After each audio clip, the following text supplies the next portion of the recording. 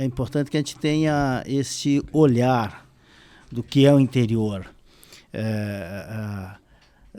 Semana passada eu estive em São Paulo numa reunião de empresários e, por coincidência, estava o prefeito da cidade aqui nesse encontro. E eu fui falar, eu disse algo que a gente fala muito aqui no interior, São Paulo, a metrópole, tem a capital, mas nós do interior temos o capital.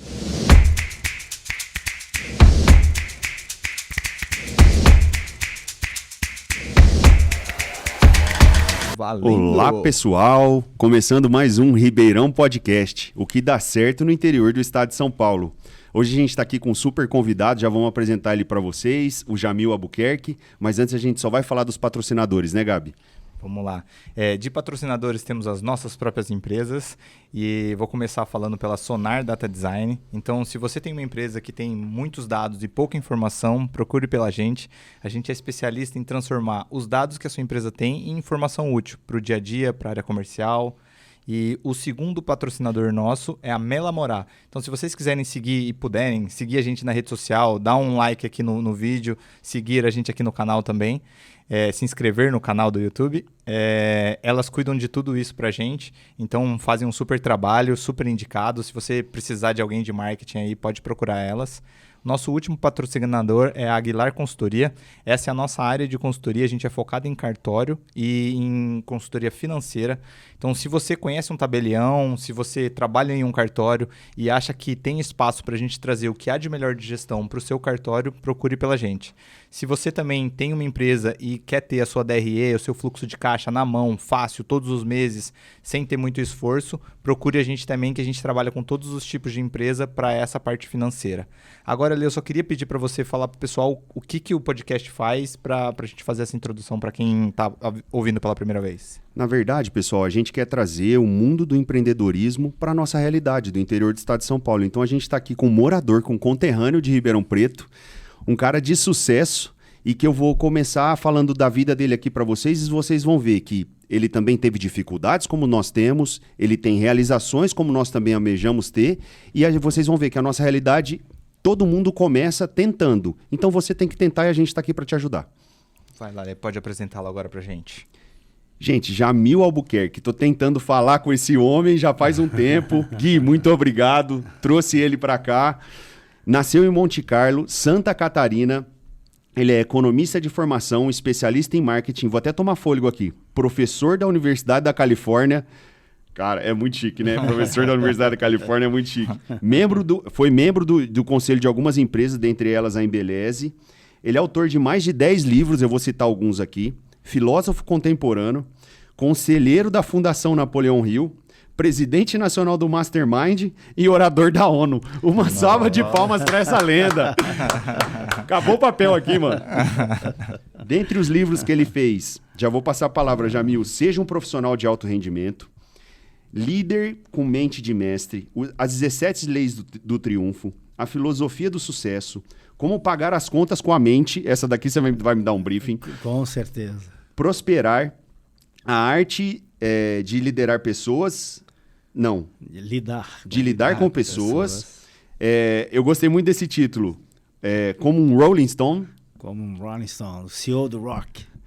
Vivendo e aprendendo a jogar. E os 12 segredos de Jesus, que eu também vou ter que passar por esse, que esse é meu mentor. Eu até tenho uma frase, já vou começar por ela, que você fala que Jesus foi o primeiro mastermind do mundo, né? Vamos começar por aí, Jamil, vamos te ouvir. É um prazer e uma honra, Lê, Gabi, estar aqui com vocês, com seus ouvintes. E eu gostaria, antes de responder, se você puder deixar no estacionamento essa pergunta, comentar a tua introdução, quando você falou do valor do interior de São Paulo. Que isso semana passada eu estive em São Paulo numa reunião de empresários e, por coincidência, estava o prefeito da cidade aqui nesse encontro. E eu fui falar, eu disse algo que a gente fala muito aqui no interior, São Paulo, a metrópole, tem a capital, mas nós do interior temos o capital. Boa. Porque aqui se produz. Sim. Aqui se produz.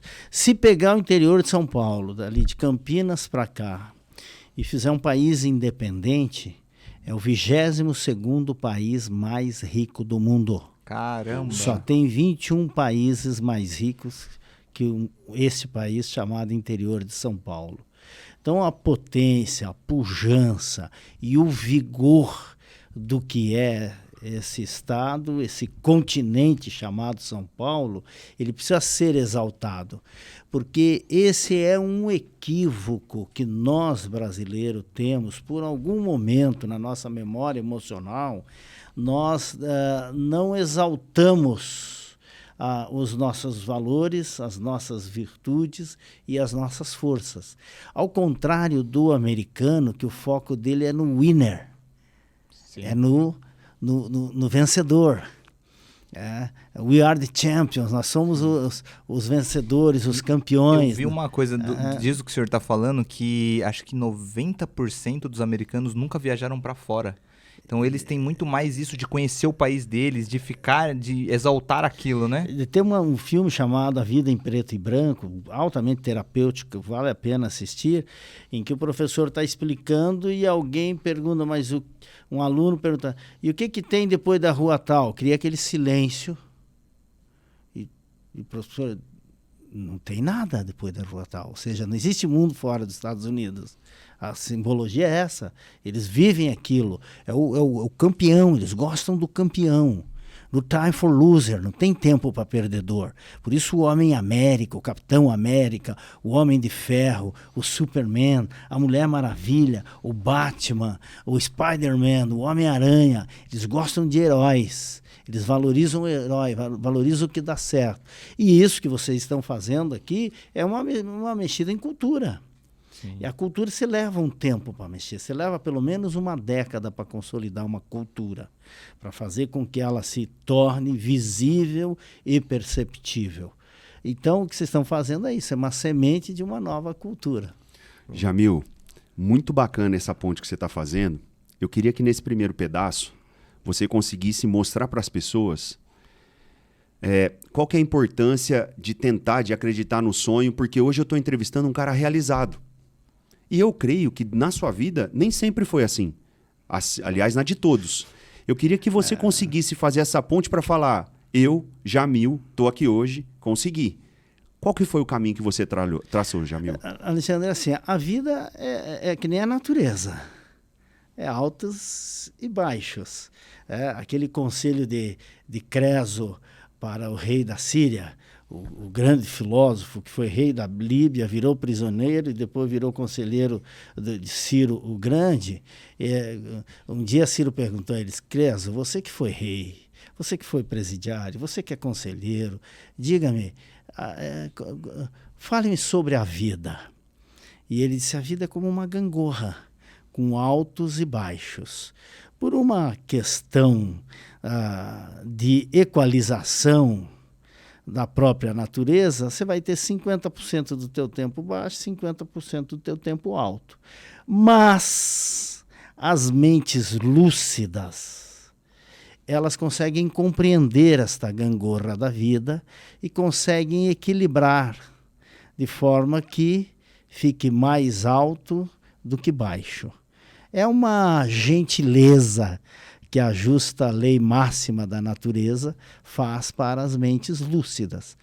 Tendo esta compreensão, quando você está lá embaixo no vale, você sabe que a vida é composta por picos e vales. Não existe aquela lenda de Salomão, que é uma lenda porque não está registrada em lugar nenhum, são as lendas judias do Talmud, que diz que um dia ele chamou alguém e disse assim, olha, eu quero um presente que me deixe feliz quando eu estiver triste e me deixe reflexivo quando eu estiver muito alegre. E alguém falou, ok, tem um sábio que vai te fazer esse presente. Deu um presente para ele, um anel escrito, tudo passa.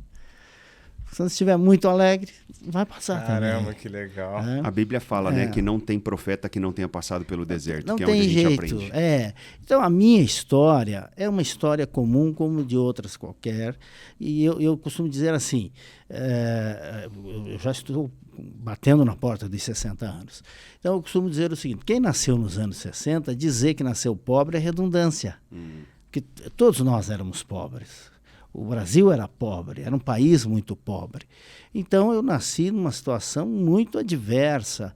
11 filhos, filho de colono, que ganhava o salário mínimo. Aquilo era tudo, você meio que flerta com a miséria e a pobreza. Você atingir a categoria de pobre já era um avanço, era ascendência social, porque a questão era muito ali, a linha limite era muito grande.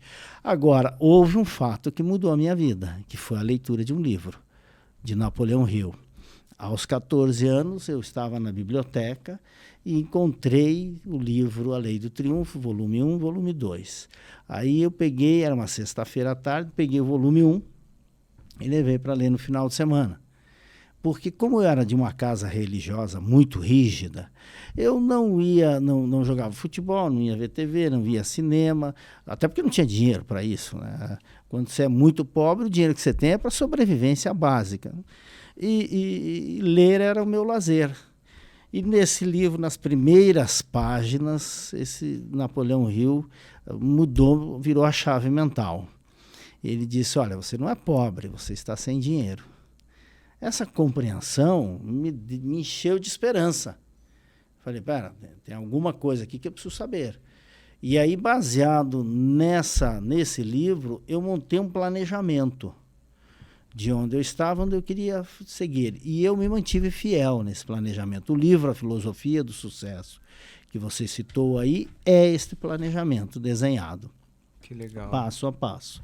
Aí, no meio do caminho, você tem as quedas. Mas tu sabe para onde voltar. Como é que o Mike Tyson fala? Todo mundo tem uma estratégia até levar um soco no queixo. Essa é boa. Mas tu só levanta se tiver estratégia. Sim. Senão tu fica na lona. E você leu esse livro com 14 anos 14 lá no anos. sul do sul? Aí eu já tinha saído do interior, porque a gente teve um desafio muito grande familiar, e fomos para o litoral de Santa Catarina, uma cidade chamada Balneário Camboriú, que na época tinha 10 mil habitantes. Perfeito, que hoje é super pujante. É, pujante. E fomos morar na periferia, claro, que é o destino das famílias pobres, né? E depois, com base nisso tudo, com a graça de Deus, porque nada, se tiver soberba, vai para frente, prospera. Nós falamos aqui daquele líder político chamado João Dória, o quanto aquele homem tinha tamanho de planeta e no ponto de vista político, hoje, se ele falar um A, não escuta ali na esquina, tampouco é o seu eco. Por causa da soberba. Então, você tem que sempre ter clareza. Se você tem o teu esforço, mas você tem as ajudas celestiais, Deus te ajudando, os anjos te abrindo porta, você não ficar vaidoso, pensar que aquilo é teu e se auto-apropriar de inspirações divinas, dizer que é você. É por isso que você vê, no início da vida, muita gente tem grandes arrancadas, aquele você diz, uau! Aí quando chega lá na frente, cai num vazio. Por quê? Porque nessa caminhada aqui, ele pensa que é ele. Perfeito. Se envaidece. Ele esquece que está recebendo inspirações, Saul, se envaidece. Né? O rei Saul. Tá aí, o rei Saul é o exemplo clássico, né? Do grande triunvirato judeu, que é o rei Saul, o rei Davi e Salomão.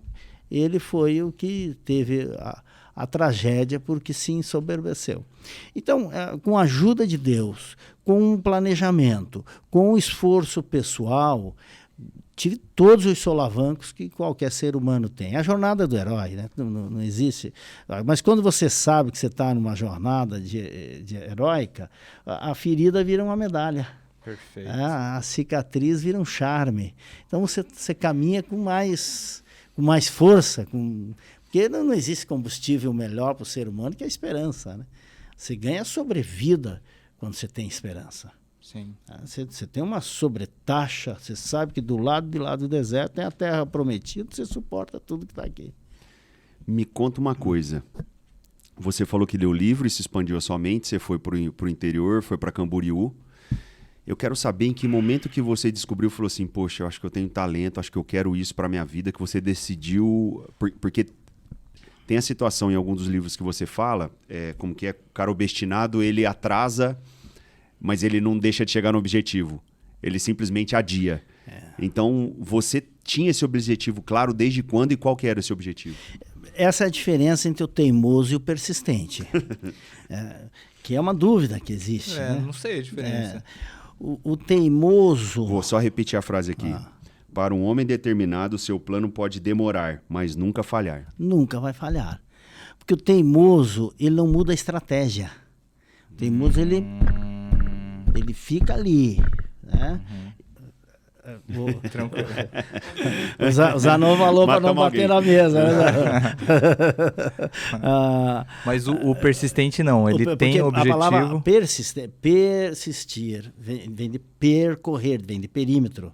Persistir é percorrer e insistir novamente, vem de perímetro. Entendi. Então, Jesus era um pregador que tinha a forma a metodologia dele era peripatética. Peripatética. Patético a gente associa com pateta, parece a palavra tola. Patético quer dizer emoção. Aflorar da emoção. Por isso que quando a gente diz assim, aquele é um pateta, é que ele é tão emotivo que ele se derrete. Por isso ele é um pateta. Entendi, que legal. Patético é quando você tem um aflorar da emoção. Então, aflorava a sua emoção ao longo da caminhada. Jesus estava caminhando em direção a Jerusalém. Jesus vinha ao longo do caminho, e ele disse, eu sou o caminho, a verdade e a vida. Primeiro o caminho, depois a verdade, depois a vida. Então, vem de perímetro. Perfeito. Você pode ter dúvida no caminho, você nunca pode ter dúvida no objetivo. Porque a melhor analogia é a do rio. O rio tem que chegar no mar. Sim. Encontrou uma montanha, ele vai contornar a montanha. Sim. Pode ser uma pedra gigante, ele contorna. Então, o persistente, ele sabe, bom, meu objetivo é esse, então é lá que eu vou chegar. É lá que eu vou chegar. Quanto tempo eu vou chegar? Aquela lenda de um jovem que queria conhecer o Monte Olimpo, e aí ele encontrou um senhor de idade, um sábio, na beira da estrada, e falou, escuta, a direção para o Monte Olimpo é essa aqui? E o sábio disse, é essa aqui. Aí ele disse, e está muito longe, porque como todo jovem é ansioso, né? Está muito longe. Aí o velhinho perguntou, você realmente quer chegar ao Monte Olimpo? Ele falou, sim. Então apenas certifique-se que cada passo que você der seja em direção ao Monte Olimpo. Um dia você vai chegar lá. Então, se você sabe onde quer chegar, a pressa é inimiga. É inimiga ela vai te roubar a bênção. A ansiedade, a pressa te rouba a bênção. E em que momento que o senhor descobriu o talento que o senhor tinha? Assim? Em que momento que o senhor falou, eu fiz economia, mas agora eu vou querer seguir para uma área empresarial ou para alguma... Quando se pergunta talento, tem que analisar 4 coisas. Certo. Precisa analisar o dom, precisa analisar a vocação, precisa analisar o talento e precisa analisar a sorte. Caramba, eu achei que os 3 primeiros eram a mesma coisa. A mesma coisa. E não são? O que é cada um? O dom é de graça. Certo. É uma dádiva. Sim. Quem tem dom tem dívida. Sim, porque tem que... Você recebeu pode perceber, pessoa que recebe um dom, se ela não compartilha esse dom, ali na frente paga um preço alto. Já notou esse detalhe? Pode observar. Se ele não compartilha, porque quem tem dom é de graça. Perfeito. Ele tem uma dívida com a vida. Perfeito. Ele vai aqui. A vocação é uma inclinação, é uma voz interior, é um chamado. Vocação, voz. Entendi. E você pode ter vocação e não ter dom. ele é uma inclinação. Eu Perfeito. gosto daquilo, mas eu não sou aquilo que é. Porque tem gente que a coisa é tão natural, que você diz, isso aqui é muito além da vida, né? É muito maior. Né? Os gênios, por exemplo. Mas a humanidade não pode depender só dos gênios. Né? Você tem que reproduzir o que os gênios fazem. Então, por isso a ciência metodológica, né? Para você ter metodologia, para poder reproduzir o que os grandes sabem fazer com normalidade, pessoas normais fazem repetindo procedimentos. Que foi o Taylor, que nós somos da economia, o Taylorismo matou essa charada. Aí você tem o talento. A palavra talento, ela no passado, inclusive, era uma moeda. Lembra da parábola dos talentos? Sim. Eram 5 talentos, 3 talentos e 1 talento. Eu vi o Ricardo Nigro falando disso, era um valor alto, né? Um talento era um salário completo, salário de muito tempo, se você pegar a Bíblia de escrever, eu tomei esse cuidado de fazer. Eu fiz essa atualização em ouro, porque está descrito lá. Ela, dependendo do preço do dólar, ela vai assim entre 450, 400 e pouco, 500 mil dólares. Então, por uma questão de referência, a gente pode dizer, sem medo de errar, que um talento seria em torno de 500 mil dólares hoje. Para quem está ouvindo a gente aí, que não entendeu, é uma parábola bíblica que fala como referência de moeda da época, era usado o talento, era a unidade de medida, tá? Então a gente atualizando hoje, ele está colocando a 500 mil dólares, imagina o valor disso. Quem ganhou 5 talentos ganhou 3 milhões e meio de dólares. Entendi. Então, talento vem de trabalho. Certo. Trabalho quer dizer a ferramenta que transforma o bruto em algo produzível. E o talento é o que transforma o bruto em tesouro. Certo. Então, o talento precisa de esforço, precisa de trabalho, precisa de dedicação, e a sorte é a fortuna espontânea. A sorte é quando a fortuna é espontânea, mas ela não vem do nada, ela vem de combinações espontâneas. Por isso que se diz que sorte só existe no jogo do azar. Você tem que jogar. Eu nunca ganhei nada na loteria, mas também nunca joguei. Sim. Né? Mas também para aproveitar a sorte, você tem que ter os outros 3, né? O talento, o dom, você tem que e a vocação. ter essas questões. Então, quando eu descobri, foi assim, a máxima do com quem você anda, né? Isso define. Com quem você faz alianças é que vai definir o teu tamanho. Sim. No popular, a gente me diga com quem andas e eu direi quem tu és. O Zeca Pagodinho diz, me diga com quem andas e quantas caixas de cerveja eu sei que vou ter que levar. Todo sentido. Cada um tem a sua leitura do que é o entorno. Esse entorno, quem são as tuas referências, quem são a tua assembleia de vozes, quem são teus mentores, define a tua vida. Sempre vai defender. Nós somos realmente o resultado das 12 pessoas que nós mais convivemos. Nós realmente somos esse resultado. O 12 é um número... É número de governo, né? 12 de governo, quer dizer a mente que governa com sabedoria. Vem de Dodeká, que é a origem caldeia, do caldeu, de Abraão, que é uma espécie de língua mãe do hebraico e do aramaico. Entendi. Eu ouvia as 5 pessoas mais próximas de você, eu nunca tinha ouvido. Essa é a teoria das conexões, porque é o seguinte, tá. A teoria das conexões. A teoria das conexões foi assim, é uma tese que você está a 5 pessoas de qualquer pessoa do mundo. E foi uma experiência que foi feita na América do Norte, e eles mandavam lá da costa leste, Nova York, uma carta lá para a costa oeste, lá na Califórnia.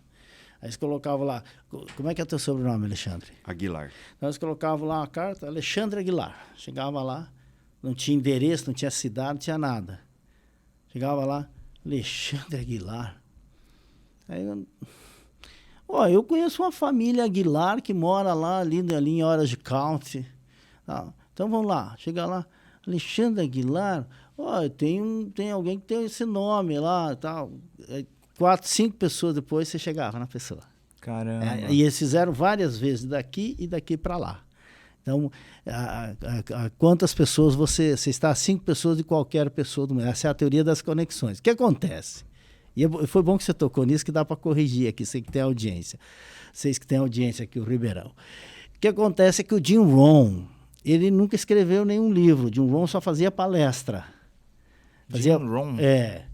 O Jim Rohn só fazia palestra, ele não escrevia livro. E as pessoas transcreviam as suas palestras, porque ele é um baita orador. Uhum. Não?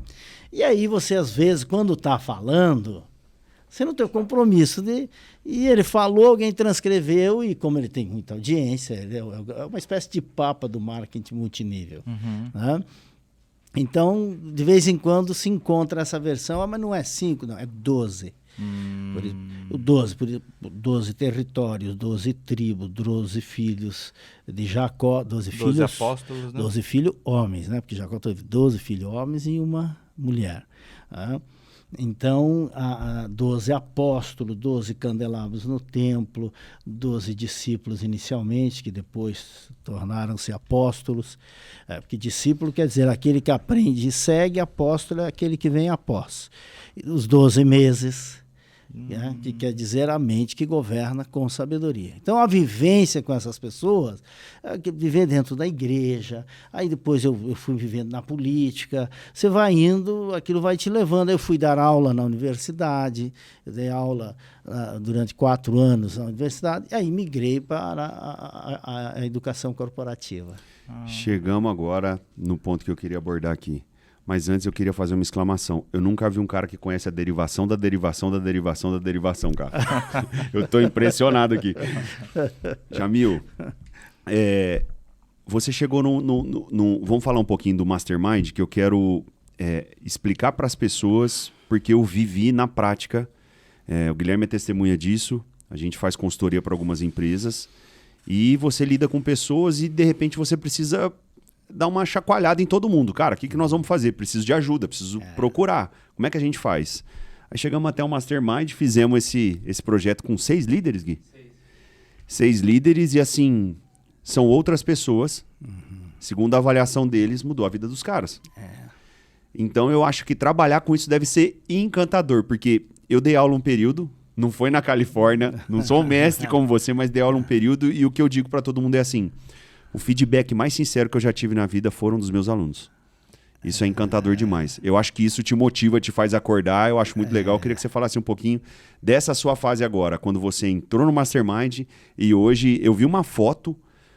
Eu não sei, eu não consegui contar quantas escolas, líderes, eu não sei como é que funciona isso lá dentro. Explica um pouquinho pra gente dessa etapa aí.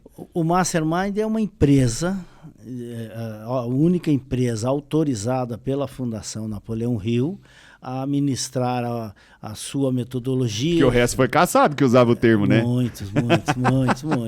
A pirataria de marca, o Brasil é outro Brasil, né? Quem manda no país não são os homens, são as leis, né? Então, as pessoas têm que respeitar isso. Alguns pegavam a marca e chamavam de Mastermind, a gente ligava, nosso jurídico ligava, a pessoa dizia, eu não sabia que não podia usar. Bom, então vamos lá, você não sabia? Não. Tem 2 possibilidades. Uma é você saber e ser mal intencionado, ou você ser um analfabeto na base jurídica, dizer, eu vou pegar uma marca qualquer, não vou verificar se ela é registrada, nada, vou pegar e vou sair usando.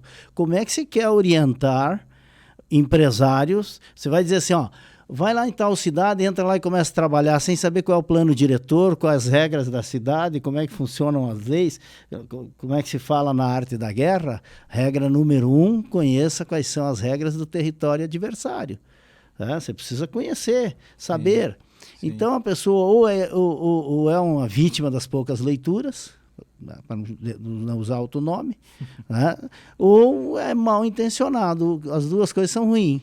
Sim. Então, a grande maioria tirou. Teve 2 ou 3 que quis escorar, mas aí, aquela máxima, você não briga, só briga que não pode fazer nada. Você pede para a justiça acionar. Aí tiveram problemas sérios. Então, nós somos a única empresa autorizada e autorizamos a usar. Nós temos... Eu estou indo agora, dia 22, para o Napoleon Hill Day na Virgínia. Então, no caso, as escolas são... Autorizadas nossas. Tá, mas elas são franquias? São franquias. São franquias. A mesma tá. metodologia de franquia. A gente chama de licenciados apenas para usar uma nomenclatura. E quantos mais são nossa. hoje? Nós temos 65 franquias master e 150 franquias individuais. Todas no Brasil ou você tem fora também? Temos fora do Brasil, nós temos 8 franquias em Portugal. Que legal. E estamos entrando agora na África, em Angola e Moçambique, e vamos entrar na Argentina. Poxa vida, que legal. E o foco é indivíduo, é empresa? O foco são pessoas. A gente fecha muito em company, mas fecha muitos grupos abertos. É uma metodologia criada pelo Dr. Napoleon Hill, com base numa metodologia chamada Experiential Learning, que o aluno ou o participante, porque nós não usamos a palavra aluno, a gente usa a palavra participante exatamente pela metodologia, que é o Experiential Learning, o que significa o aprendizado através da experimentação. Nossos alunos não recebem apenas conhecimento, eles experimentam o conhecimento. E ao experimentar, como é que você transforma conhecimento em habilidade? Você tem que ter um conteúdo relevante, você tem que ter uma compreensão, isso só vem através da exposição, você tem que ter o desafio e você tem que prestar conta de resultados. E é isso tudo que acontece lá dentro. Então é um treinamento e que é muito marcante. Ali, você falou aqui que as pessoas dão depoimentos que tiveram transformações profundas em sua vida. Eu, hoje pela manhã, inclusive, conversei com ele por telefone, mas aí foi pelo viés político. Mas nós nos encontramos esses dias no posto, o Caetano Biagi, que é um nome bastante conhecido, e que fez esse treinamento em 2002. E ele disse: Jamil, eu me lembro de tal coisa que aconteceu, me lembro de tal dinâmica, me lembro de tal pessoa que estava junto. Ou seja, a força que tem, né, a experiência que existe lá dentro do Mastermind. O Carlos Wieser fez também, que eu vi que você... Carlos Wieser fez também, e Carlos é um parceirão nosso, né? O Mário Espanhol, que é o dono da Carmen Steffen também, e tem depoimentos fenomenais. O Davan também. O Davan também, o da Embeleze também, assim, para citar algumas grandes faces do mundo empresarial. Outras do mundo político, e sempre do mundo político é um pouco delicado, porque quando você põe faces políticas, você agrada e desagrada, você tem vários viés. E tivemos, assim, do ponto de vista de empresários, são mais de 150 mil empreendedores e empresários que passaram. Para aproveitar, Jamil, para quem não conhece, eu li já algumas coisas do Napoleon Hill, mas se você puder dar uma passadinha por ele, assim, eu acho que para quem não conhece é legal. O Napoleon Hill é um pensador norte-americano que, no início do século XX, para ser mais específico, em 1908, ele foi entrevistar um milionário do aço americano, o Sr. Andrew, e na conversa, a conversa foi ficando boa, foi uma prosa boa, e aí ele foi entrevistar para fazer uma matéria para a revista. Né? E naquela conversa ele olhou para o Sr. Andrew e disse: qual é o segredo do sucesso? Pergunta direta ao ponto, né? Porque o segredo é aquele ponto-chave, aquele ponto de convergência que abre todas as portas. E ele disse: o segredo é o mastermind. E na época ele não entendeu muito bem, disse: mas me explique mais. A conversa ficou tão boa que acabou evoluindo para um compromisso. O compromisso consistia no seguinte: entrevistar o maior número de pessoas para saber o que faziam elas serem bem-sucedidas. E para isso a conversa durou 3 dias. Ele foi terminando o dia, ele convidou ele para ir passar uma sexta-feira, convidou para ele ir passar o final de semana na chácara com ele, e a conversa se estendeu e teve algumas bases essa conversa e esse compromisso. Primeiro, deveria durar 20 anos a pesquisa, porque o teste do tempo é o maior de todos. Não existe inquiridor maior que o tempo.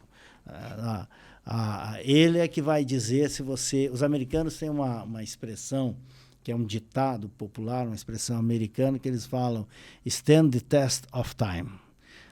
em pé durante o teste do tempo. Qualquer coisa que você fala, eles se fazem essa pergunta.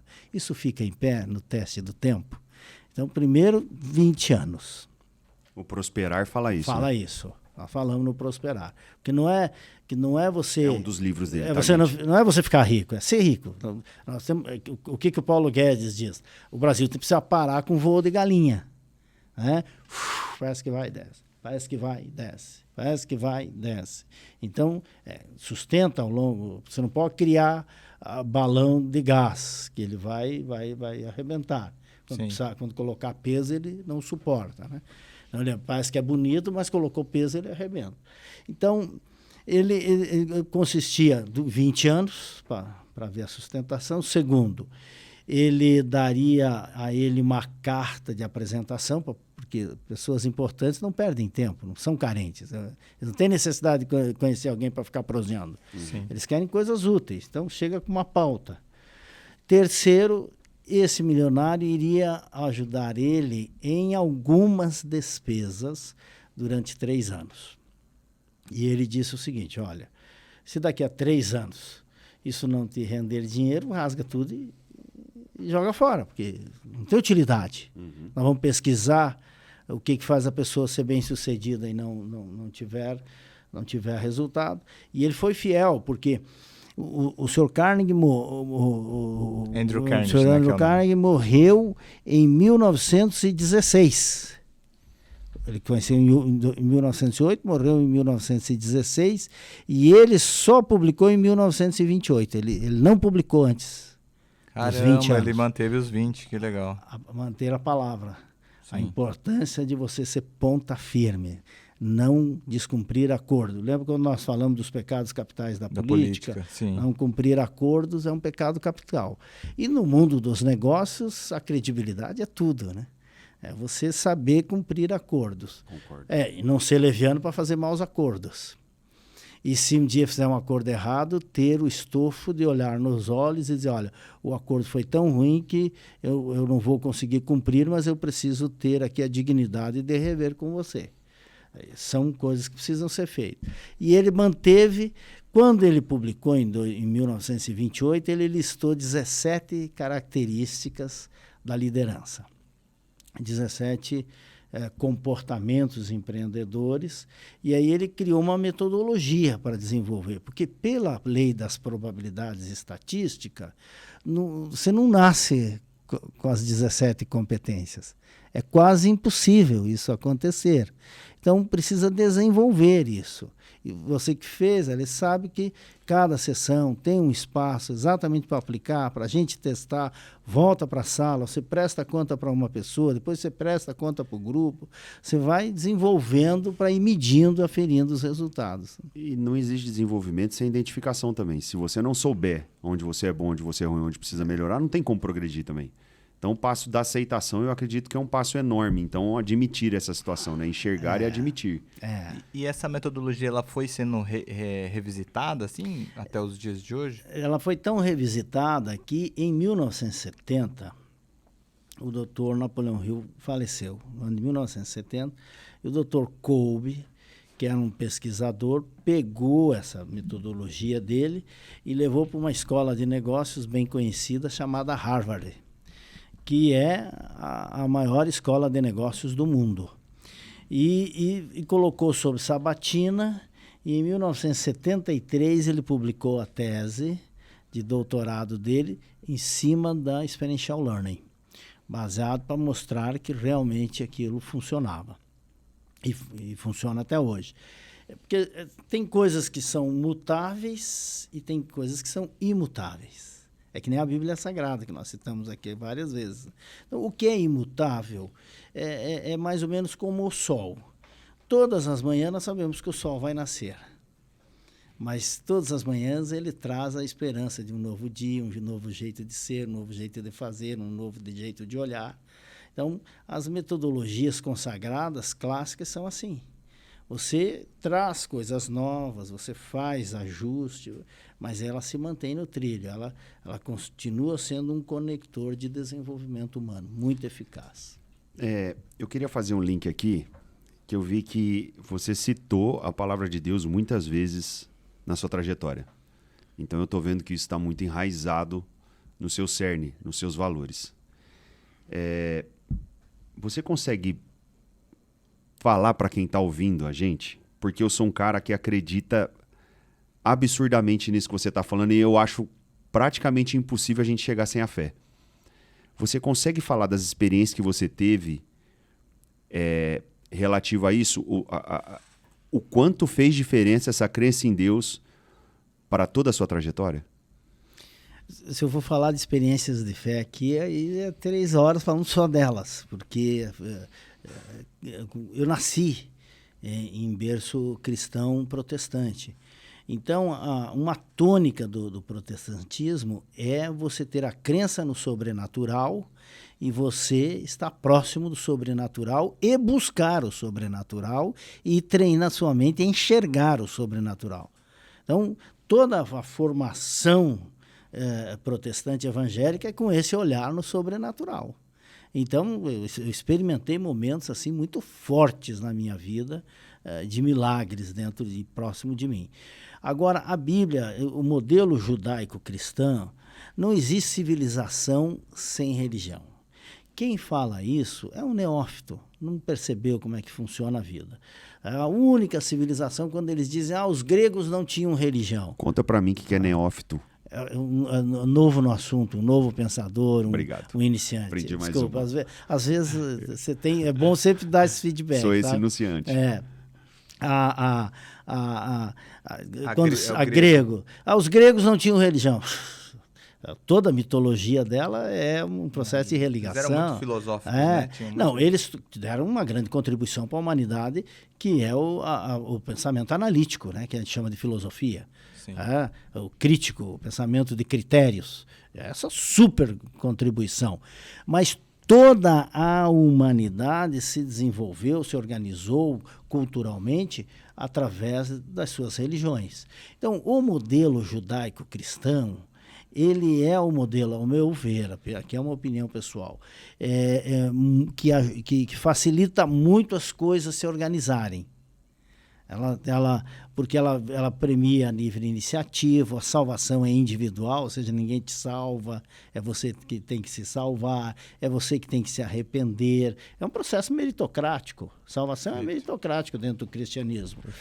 Não é porque teu pai vai para o céu, tua mãe vai para o céu, que você também vai para o céu. Você tem que ir para o céu. Esse ponto eu achei muito... Pai não salva a mãe.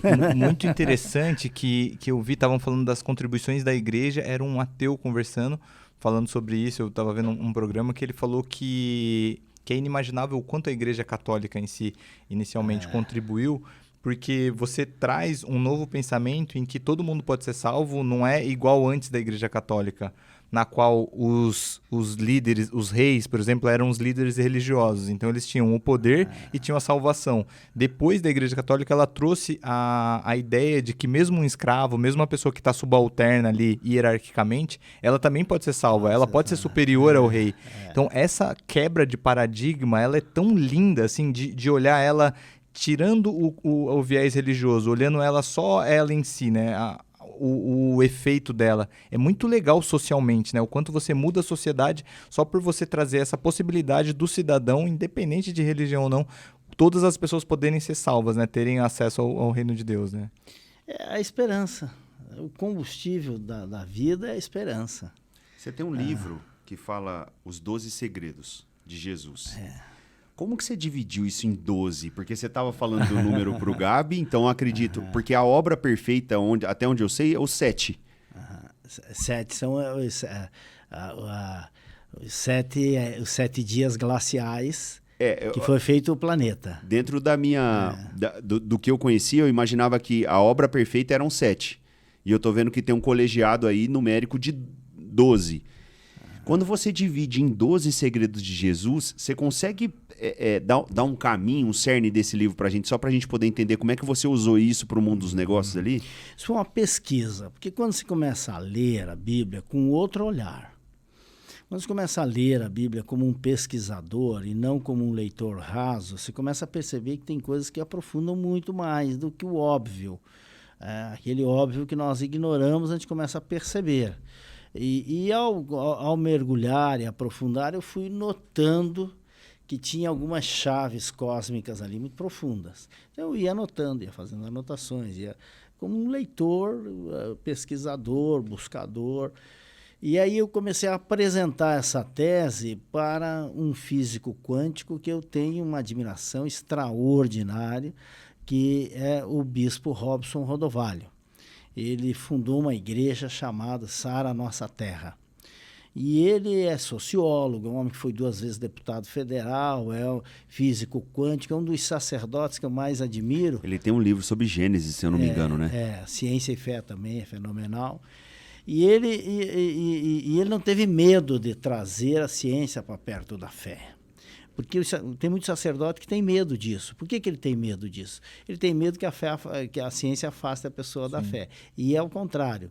Muita ciência, muita fé. Pouca ciência, pouca fé. Quanto mais você tem ciência, mais você tem fé. A fé aplicada é um dos preceitos que Napoleão Hill traz como ferramenta extraordinária de alavancagem humana. Então, comecei a apresentar e aí ele fazia anotações e me mandava de volta. Jamil, eu vejo dessa maneira, isso aqui é assim, isso é dessa maneira. Aí eu pegava aquilo que ele fazia, aquelas anotações, e ele é um homem, tem mais de 2.000 igrejas, ele tem mais de 50.000 pastores sob o seu comando, a liderança do homem, imagina, ele parar para fazer aquelas análises todas. Aí eu trazia aquilo para dentro do texto, ia refinando o texto. Chegou uma hora que eu falei, bispo, agora o senhor já não é mais o curador, não é mais o consultor, agora o senhor já é coautor aqui. Posso colocar seu nome? Ele ficou com maior honra. Então aí o livro saiu no meu nome e no nome dele. E aí a gente identificou que muitas coisas, Jesus, ao estruturar naqueles 3 anos de ministério público... Ele teve 3 anos de ministério público. A palavra ministério quer dizer grandes trabalhos. Tá? Então, quando a gente vê Ministério da Agricultura, Ministério da Educação, são os grandes trabalhos da agricultura, os grandes trabalhos da educação. E ele teve o grande trabalho público dele de 3 anos, que foi dos 30 aos 33. Então, o evangelho passou nesse período, né? Nesse período. Ele precisava Quando eu vi isso, eu achei que eu estava louco. Eu falei, não é possível. Ele precisava o quê? Formar uma metodologia para que aquilo não se perdesse nos anéis do tempo. Perfeito. Porque se você deixa solto o conhecimento, ele se perde, ele se esvai, ele fica... Tá? Então, ele selecionou os 12... Os 12 apóstolos. Os 12 apóstolos. Dos 12 apóstolos, tinha 3 que ele tinha um outro relacionamento, que ele foi lá para o monte orar, recebeu a visita de Moisés, recebeu a visita de Elias. Quer dizer, esses homens tinham morrido centenas de milhares de anos antes. Como é que ele foi lá e recebeu a visita? E teve 3 apóstolos que presenciaram essa cena, né? Então, isso tudo ele soube. Ele tinha um jeito de falar para os 12, ele tinha um jeito de falar para os 3, ele tinha um jeito de falar para a população. Eu fui percebendo que havia maneiras de entregar o conhecimento. E o que ele queria? Todo o Novo Testamento é uma escola de liderança. Processo de delegação. Quer processo de delegação mais bem feito que aquele em que ele diz, vão de 2 em 2, de casa em casa, batam de porta em porta. Se um se atrapalhar, o outro salva, o outro ajuda. Vocês vão os 2 juntos. Se um tropeçar, o outro segura. Aí quando chegou no final, ele deu a delegação final. Agora vão por todo o mundo e preguem a boa notícia que o Filho de Deus já nasceu na Terra. Nós não estamos até hoje, não estamos aqui agora falando isso? Verdade. 20 séculos depois, é um processo de delegação. Então, eu fui percebendo esse detalhe, fui escrevendo, e eu vi que são 12 segredos chaves de resultado e que, quando aplicados na vida prática, dão resultados extraordinários. Você lembra eles de cabeça? Lembro. Eu posso falar alguns, mas o ideal é que a pessoa vá ler o livro. É, né? bom que dá o gostinho. Dá o gostinho. Dá o cheirinho de bife. É. Né? O primeiro deles é a saudação, o cumprimento, que é a paz. O que quer dizer a paz? Por que essa palavra aparece? Por que eu digo a paz do Senhor, a paz de Cristo, a paz de Deus? Por que eu digo isso? A palavra paz quer dizer encontre o centro de si mesmo. Então, quando eu digo a paz de Deus, eu digo encontre o centro de si mesmo através de Deus. Então, como é que eu me encontro? Então, o primeiro segredo é isso. Como é que eu me encontro, como é que eu me fortaleço, como é que eu desenvolvo a minha autoestima, porque a autoestima é o combustível da autoconfiança. A autoconfiança é o que as pessoas veem. O que sustenta esse estofo é a autoestima. É aquilo que eu tenho, o amor próprio. Então, como é que eu encontro isso?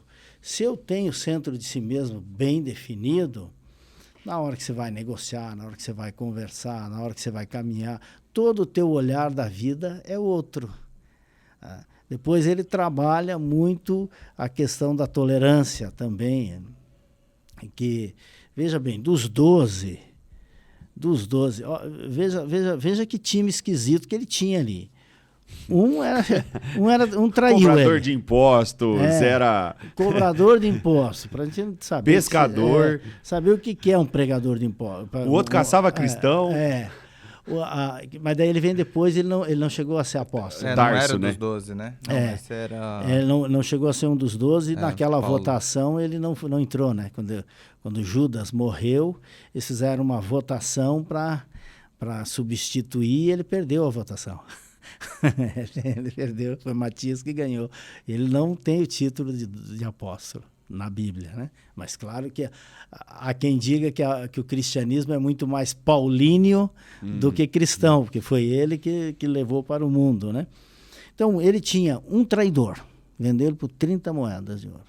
Ele tinha um que viu ele ressuscitar a gente, viu ele fazer milagres, e não acreditou nele. Não, ele ressuscitou, não, acredito. Quer dizer, tinha cético, duvidoso, tinha um grosso analfabeto, que era o Pedro, que pegou lá e saiu cortando a orelha de todo mundo. Então, ele tinha um time complicadíssimo. Mesmo assim, ele soube tolerar, juntar e fundou os pilares de uma nova era que impactou toda a humanidade, né?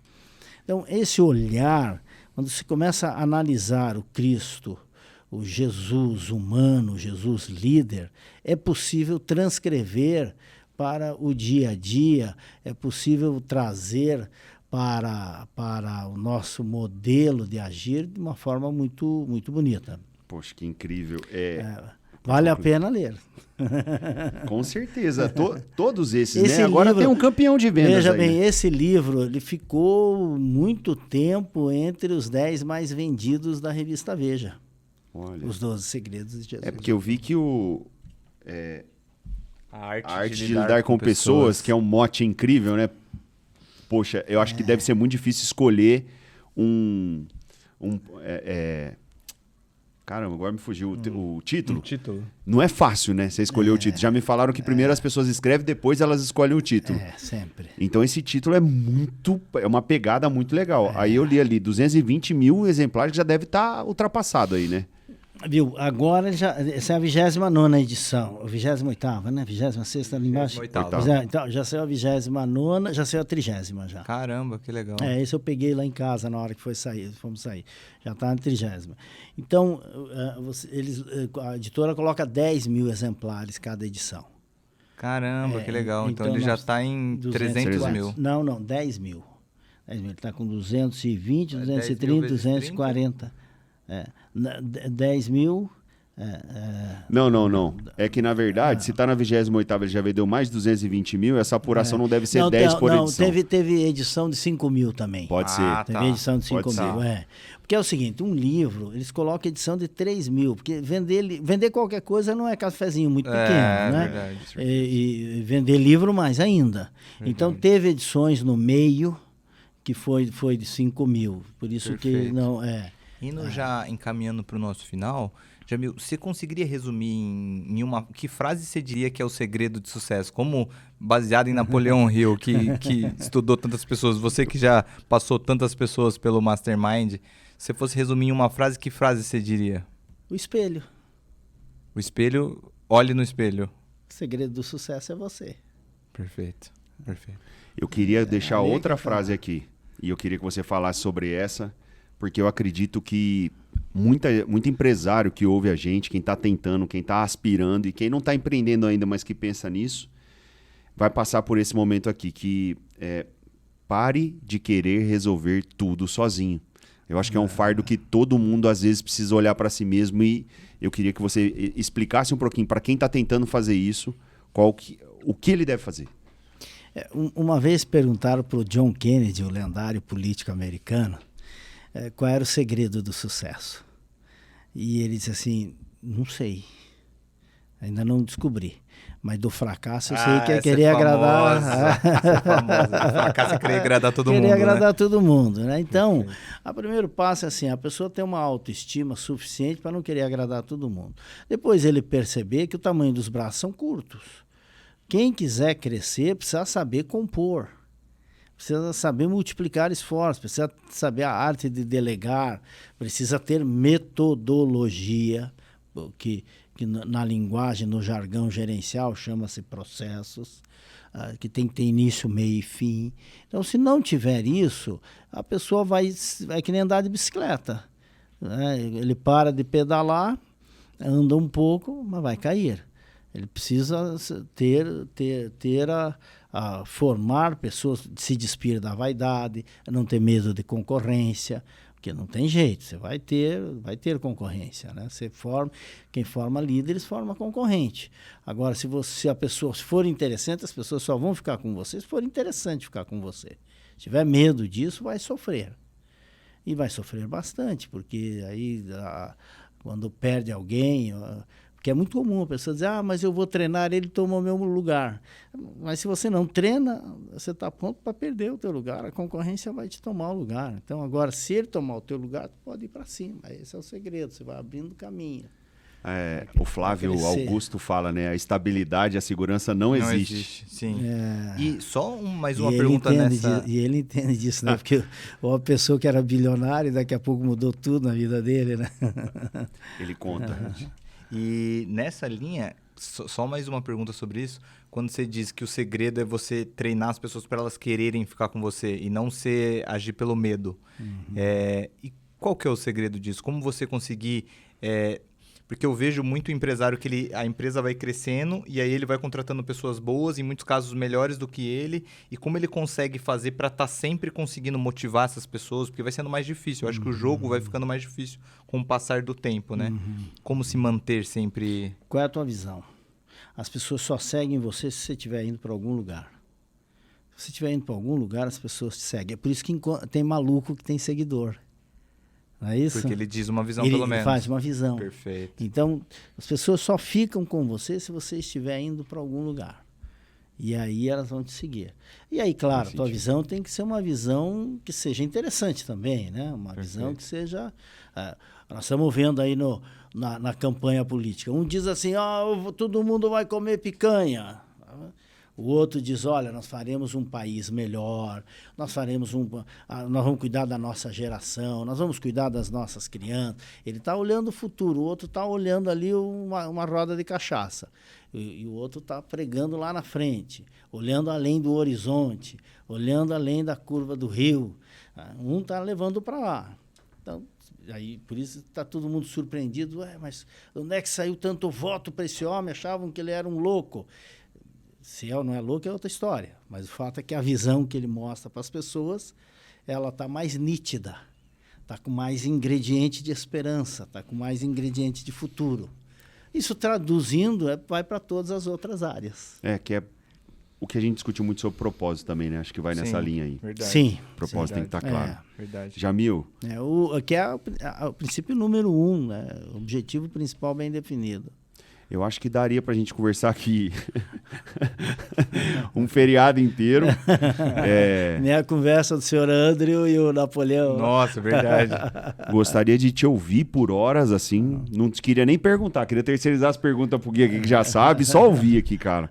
Queria te agradecer demais pelo seu tempo, por você ter vindo, por você ter prestigiado a gente, por você ter dividido o conhecimento de todo mundo que tá aí. Espero que todo mundo tenha gostado, aprendido, como nós aqui aprendemos, tá?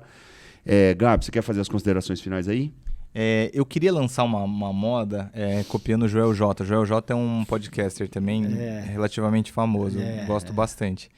Figura. E ele faz uma pergunta que é, se você pudesse falar uma frase que chegasse em todo o globo, nos 7 bilhões de pessoas, o que você diria? Eu queria que você terminasse com essa frase. É que se a frase é para falar para o globo ou falar para uma pessoa que motive todas as pessoas, são diferentes. Né? Sim, não, mas para o globo inteiro, para todas as pessoas. Para o globo inteiro, tenha esperança no futuro que o mundo não acaba amanhã. O mundo vai se renovar, nós teremos o milênio, então tem esperança no mundo. E aproveitando aí para a pessoa que... Para a pessoa cultive o seu sonho. Legal. Quem tem um sonho? Jesus Cristo tinha o sonho de salvar a humanidade. Mahatma Gandhi tinha o sonho de fazer a independência do seu país sem violência. Martin Luther King tinha o sonho de ver crianças brancas e negras brincando juntos. Quem tem um sonho se energiza. Ele acorda de manhã com vontade de materializar o sonho. Então, essas duas coisas eu diria, se eu tivesse eco. Muito legal, muito legal. Se a audiência fosse tamanha... Muito legal. Em breve. Se a minha audiência de vocês é gigantesca. Bom. Eu queria agradecer demais, foi muito legal o papo, muito bom, ficaria por horas assim, com certeza. Agradeço o tempo que você ofereceu pra gente e pode ter certeza que vão ter outros convites, você tendo mais tempo a gente te chama de novo. Estamos aqui. E agradecer você que está assistindo a gente aí, a gente está aqui por você, então é um projeto que a gente não te cobra nada para estar assistindo a gente só te pede que clique aqui no inscrever embaixo, ative o sininho para receber as nossas notificações. Ajuda a monetizar essa bagaça, vamos lá. Ajuda a gente aí. E mais uma vez, muito obrigado. Se tiver sugestões... Em breve, Mastermind patrocinando a gente, viu? Pode ficar tranquilo aqui. Vai vender mais 350 mil livros aqui. Boa. Vou deixar meus contatos primeiro. É Gá Mendes Cruz no Instagram e no site da empresa é sonardd.com.br. Pode seguir com o seu, Ale. É consultoria.aguilar no Instagram e é @escola de empresário. E o seu? Sua rede social? O mastermind.com.br é o site. É o site. E a minha rede social é Jamil Albuquerque. 20 mil seguidores o homem já tem. Celebridade. Daqui a pouco ele tá dançando no TikTok lá. Gente, Gui, brigadão, meu amigo. Valeu mesmo. E para todo mundo que assistiu, nosso muito obrigado. Até Valeu mais. E tchau. Tchau, tchau.